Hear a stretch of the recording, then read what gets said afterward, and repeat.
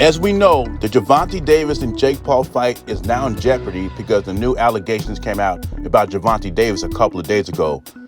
According to Ring Magazine, Jake Paul, Most Valuable Promotions, are possibly looking to move the fight in December. To fight a new opponent or see if Gervonta Davis allegations disappear. I'm in opinion that for some reason, I think possibly the Tank Davis allegations will disappear. They'll pay the woman off. But still, and that's not the only reason why he wants to move it back. I heard the fight is not selling well. Low ticket sales could be part of the problem as well.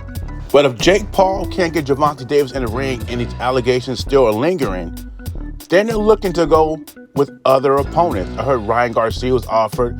De La Hoya said that's not going to happen. I heard Mayweather. I heard Terrence Crawford's name in there. Anthony Joshua. But I also heard Nate Diaz and also Francis Ngannou, who got knocked out by Anthony Joshua at his last time in boxing. And the only reason I am concerned about this is I'm concerned about the other boxers, the legit boxers, who do this for a living, prepare for this fight, and it falls through. Now, don't get me wrong. I respect Jake Paul. He's a great businessman, and I love what he's doing for women's boxing or boxing, period. But so far in his boxing career, I do not like his opposition. I do not like his opponent choice. And I get it. It's for money. I get what he's doing. Like I said, he's a good businessman. But as a boxing fan, if he's a cruiserweight and some organizations have him ranked, that's where he should fight. But I get it. It's different. It's a casual world. You're trying to attract the casuals. And they'd rather see you fight a Tank Davis than against a unified champion like Zorro Ramirez. Plus, if he starts losing, no one's going to want to see him. And as long as you fight in exhibitions like you do now, you're never going to lose.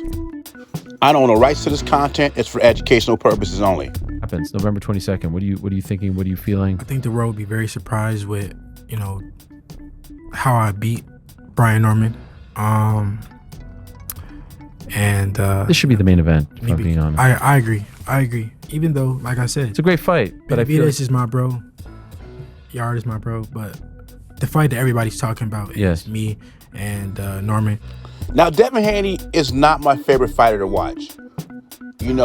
His style is kind of boring. He jabs, holds. It's not the type of style that I like. He's not the only one who used to do that. Klitschko used to do that.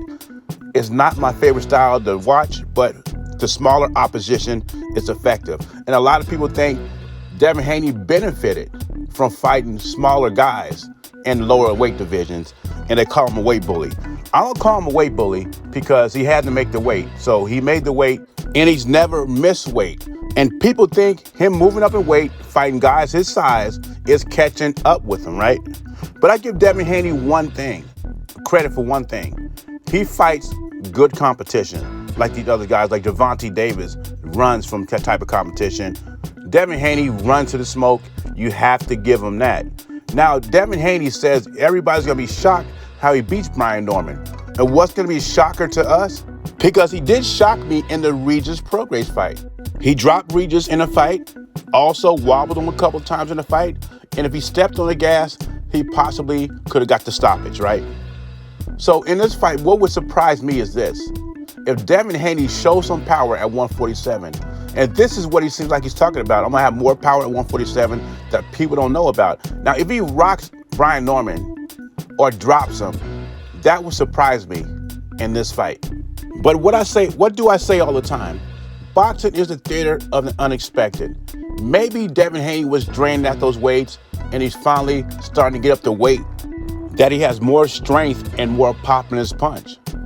But we'll see.